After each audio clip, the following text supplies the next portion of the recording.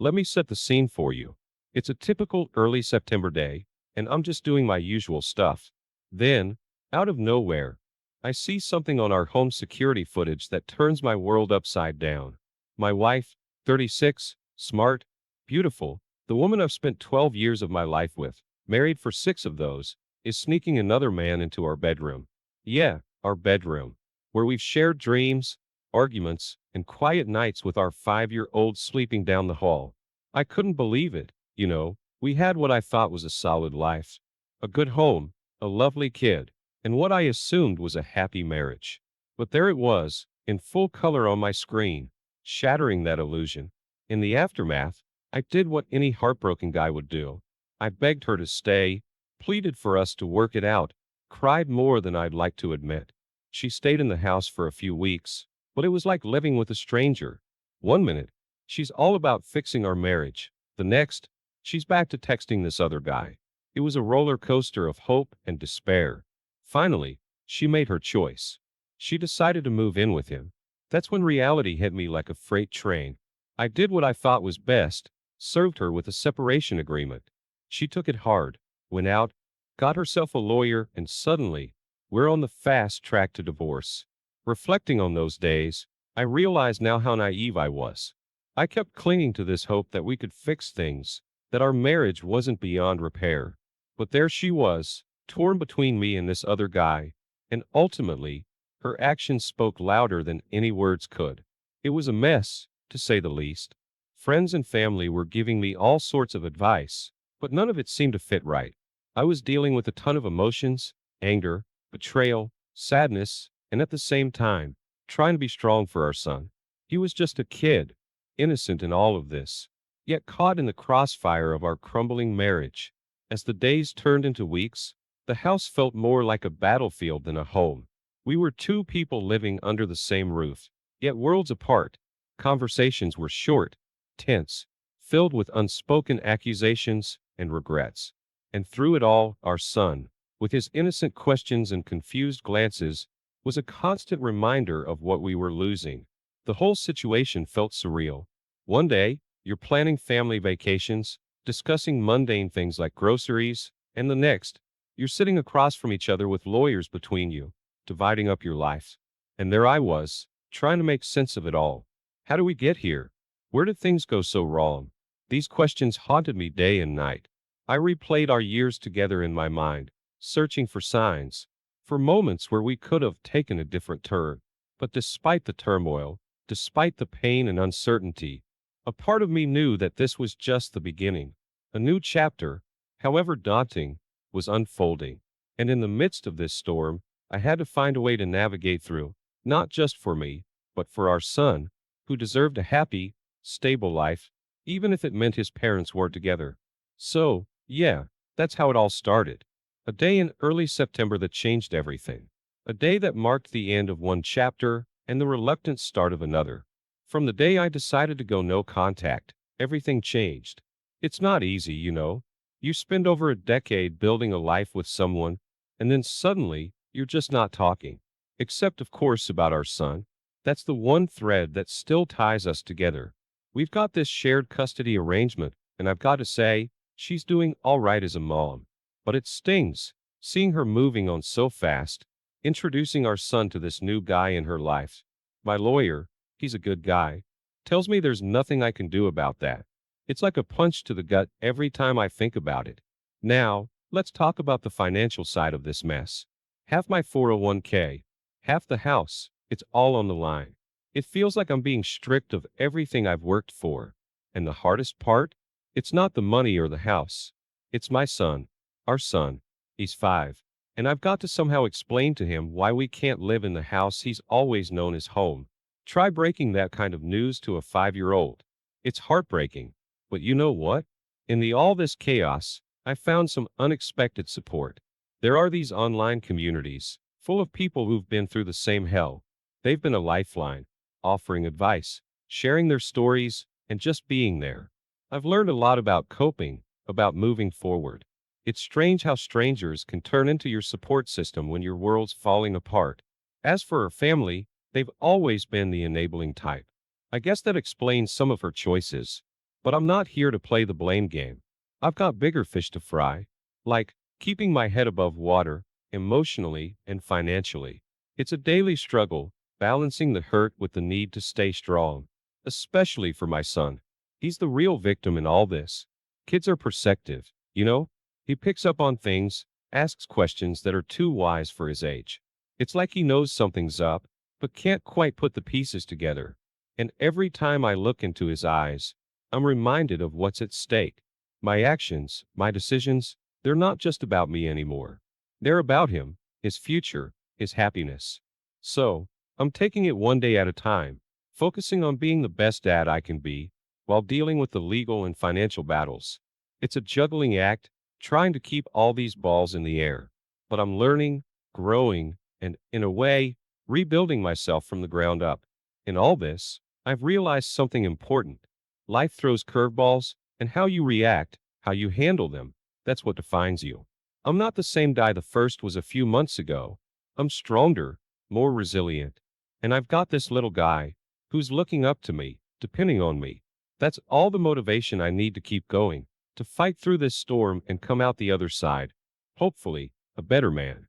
Before we dive into the next chapter of this roller coaster story, I've got a small favor to ask.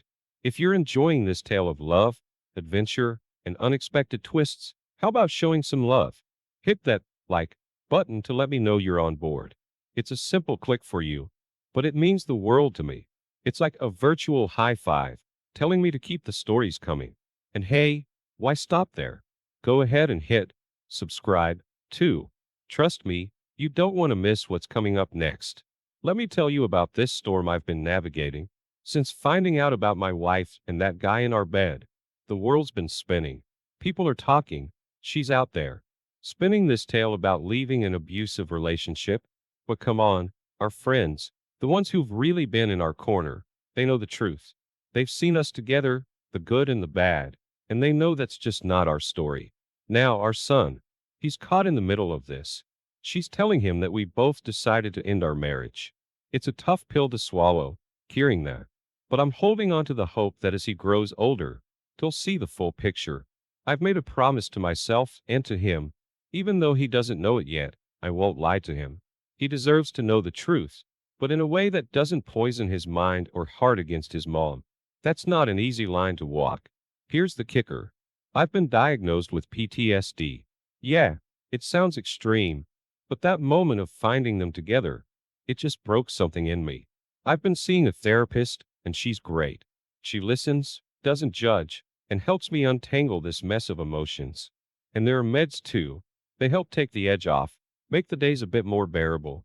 This journey of healing, it's a long road, and I'm just starting to navigate it. Some days are better than others. There are moments when I feel like I'm making real progress, like I can see a future where this pain isn't the first thing I feel when I wake up. But then, there are the nights, man. The nights are tough.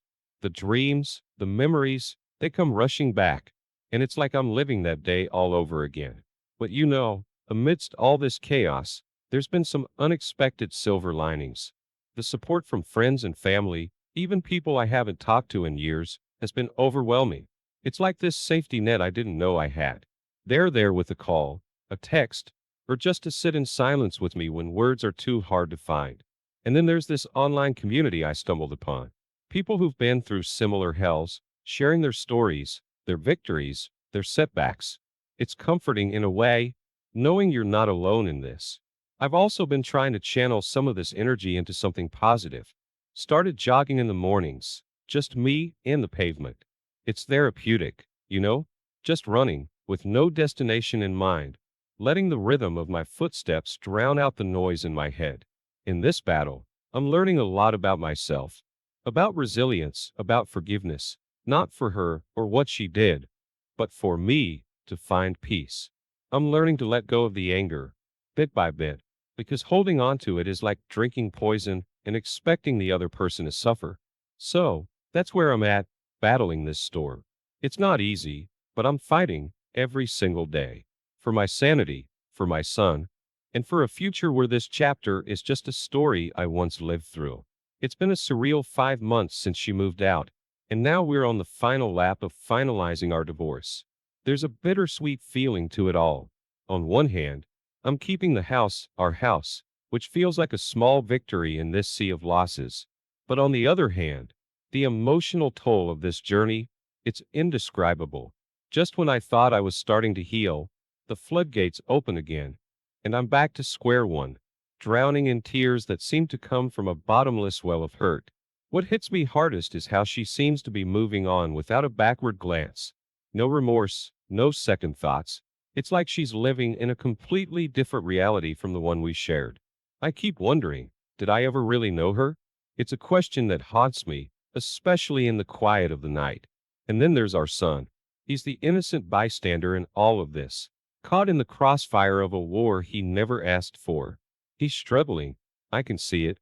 The confusion, the hurt, the longing in his eyes when he asks if mom and dad will ever live together again. It breaks my heart. I do my best to comfort him, to assure him that both of us love him. But the truth is, I'm just as lost in this as he is. Navigating the legal aspects of the divorce has been a journey in itself. It's like this intricate dance, where every step, every move, has to be calculated. The meetings with lawyers, the endless paperwork, the court dates, they're all just reminders of how far we've strayed from the life we once envisioned. I've been leaning heavily on my support system through all of this. My family, a few close friends who've stuck by me, they've been my lifeline. We have these regular get-togethers, where we talk about everything and nothing. Sometimes I vent, sometimes I just sit in silence, letting their presence wash over me. It's these moments of connection that remind me I'm not alone in this. Work has been another escape. I throw myself into it, seeking refuge in deadlines and projects. It helps, keeping my mind occupied, away from the whirlpool of thoughts that threaten to pull me under. My colleagues have been understanding, more so than I could have hoped for. They don't pry, but there's subtle acts of kindness. A coffee left on my desk, a gentle pat on the back, they mean the world to me. In the midst of all this, I started journaling. It began as a way to organize my thoughts, but it's become so much more. It's a safe space where I can unload my fears, my anger, my sorrow. Sometimes I read back through the pages, and it's like watching the evolution of my healing process. There are entries filled with rage, others with despair, and then there are those where glimpses of hope begin to shine through. So here I am, in the thick of this legal tango, trying to find my footing. It's a dance I never wanted to learn, but I'm slowly getting the steps. And with each passing day, I'm holding on to the hope that once this dance is over, there'll be a chance to start anew, to rebuild a life that's been shattered, piece by piece. You know, I've been doing my best to stay out of her life, to keep my distance. But despite my efforts, bits and pieces of her new life without me keep finding their way back. It's like I'm trying to avoid the rain, but keep getting splashed anyway. The latest? She's all over social media with this guy, looking happy, carefree. Stumbled upon a picture of them by accident. That stung more than I expected. Like a gut punch you don't see coming. But here's the kicker. Turns out this guy she's with, he's still married. When I found that out, I couldn't help but laugh. It's a bitter, cynical kind of laughter, but it's laughter all the same. It's like watching a soap opera unfold in real life, except you're one of the characters who didn't ask for a role. Despite all this, I have to interact with her because of our son. I go to her place to pick him up or drop him off. Each visit is a trial. I steel myself, try to put on a brave face, but inside, I'm a mess. She acts like everything's normal, like she's turned the page and the chapter where we were a family is just a distant memory. And there I am, struggling to read a script I never rehearsed for. These visits, they're weirdly surreal. There's this awkward politeness, a forced civility. We talk about our son, logistics, the weather, anything but the elephant in the room. And the whole time, I'm acutely aware of the space between us, both physical and emotional. It's like we're speaking two different languages, living in two different realities. I'm not gonna lie, it's hard seeing her moved on like that. There's a part of me that still can't quite grasp how we got here. How the person I thought I'd spend my life with is now practically a stranger. But then there's another part, a quieter, more rational part, that knows this is just how things are now. It's the new normal, and I've got to find a way to live with it. What makes it bearable, though, is our son. He's the reason I put up with these awkward, painful interactions. He's the reason I keep swallowing my pride, biting back the hurt and the anger. Because at the end of the day, he's what matters. His happiness, his well-being, that's my priority. Seeing his smile, hearing his laugh, it reminds me that there's still good in my life, that not everything's been tainted by this mess. So I keep going, keep navigating these unpleasant surprises, these awkward encounters. I remind myself that this is just a phase, a rough patch that I've got to get through. And with each day, each small victory, I feel a little stronger, a little more capable of handling whatever comes next. But let me tell you, it's not easy. There are days when it feels like too much, when the temptation to just give in to bitterness and anger is overwhelming. But then I look at my son, at his innocence and trust, and I know I've got to be better than that. For him, I've got to keep trying, keep moving forward, even when it feels like I'm walking against the wind. The day I decided to reach out to the app's spouse was one I never saw coming. It was like stepping into a plot twist in my own life story. It took some serious internet sleuthing, but I finally tracked her down. She was halfway across the world, a complete stranger, yet intimately connected to my situation. My hands were shaking, heart pounding as I dialed the number. This was it, the moment of truth. I remember rehearsing what I'd say, but as soon as she answered, all my plans went out the window. My voice was shaky, the words spilling out in a rush. I told her about the affair, about finding them in our bed, about the lies and deception. There was this heavy silence on the other end as I poured out my heart, laying bare the pain and betrayal. Her reaction, it was like hearing my own feelings from months ago echoed back to me. Shock, the kind that hits you like a tidal wave, leaving you reeling. Pain, so sharp and deep, it feels like it's cutting into your very soul. Disbelief, that sense of your reality crumbling around you. Her voice cracked as she spoke, and I could hear the tears she was fighting back. We talked for what seemed like hours, two strangers bound by a shared heartache. We shared stories, pieced together timelines, and the more we talked, the more the puzzle started to fit together. It was surreal, talking to this woman who had been living a parallel life to mine, equally duped, equally shattered. The conversation ended with a kind of mutual understanding, a shared acknowledgement of the mess our partners had created. It was a strange sort of solidarity, finding comfort in knowing you're not alone in your suffering.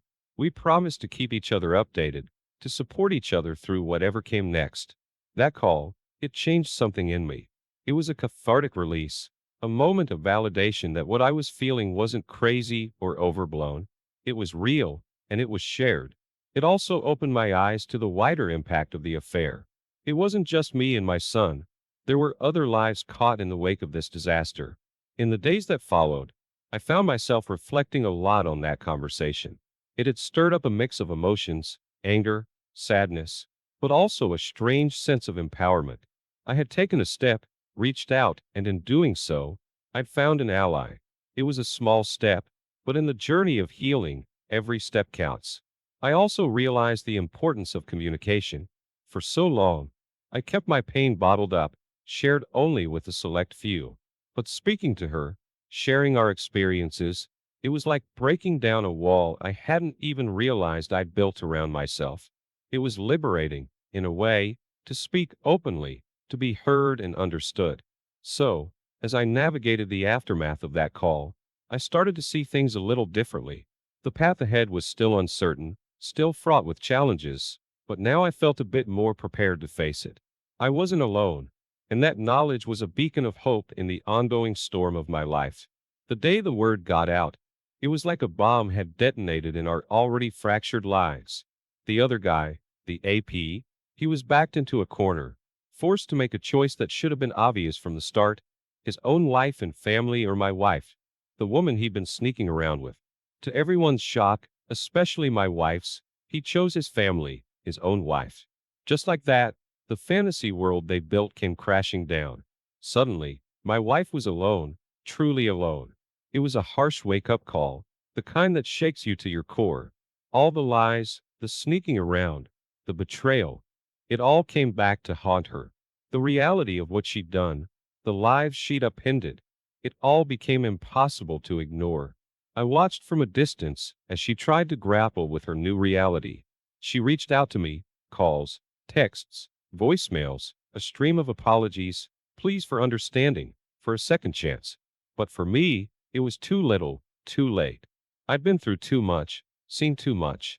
The trust was shattered, and there was no going back. I remember the night she showed up at my door, unannounced, tears streaming down her face. She was a mess, a far cry from the confident, self-assured woman I'd married. She begged for forgiveness, for an opportunity to make things right. But as I stood there, listening to her, I felt nothing but a deep sense of finality. It was over, and we both needed to accept that. The weeks that followed were a whirlwind of emotions.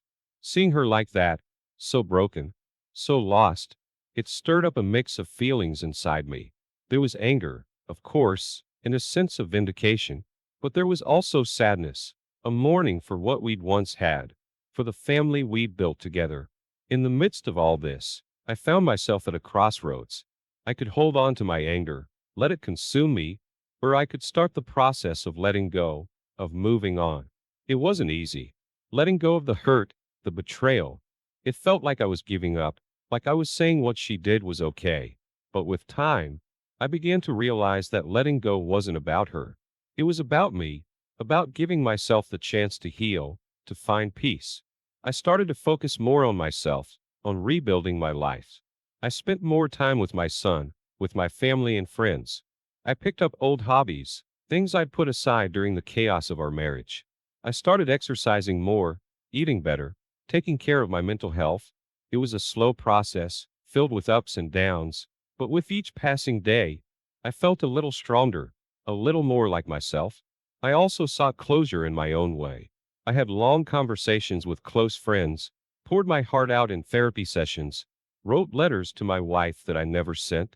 It was a way of processing everything, of making sense of the chaos. And through it all, I held on to the hope that better days were ahead. That this pain, this heartache, it wasn't the end of my story. It was just a chapter, a tough one, but one that I would eventually close. So, as I stood at this turning point, I made a choice. A choice to move forward, to embrace the uncertainty of the future, to find happiness again. It wasn't going to be easy, but I was ready to start the journey. The days following the app's departure marked the start of a new chapter, one I never anticipated writing.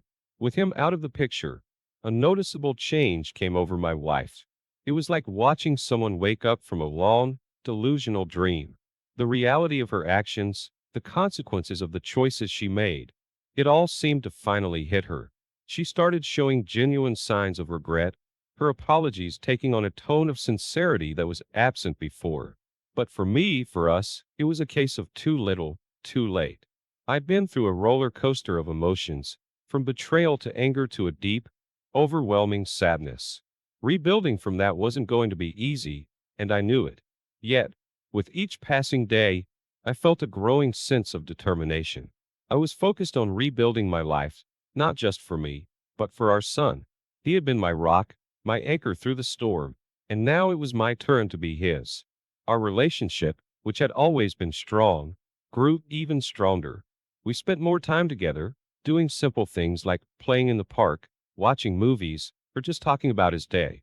These moments, precious and irreplaceable, were a balm to my wounded heart. They reminded me that there was still joy to be found, still laughter to share. As for my wife, our interactions became less tense, more civil.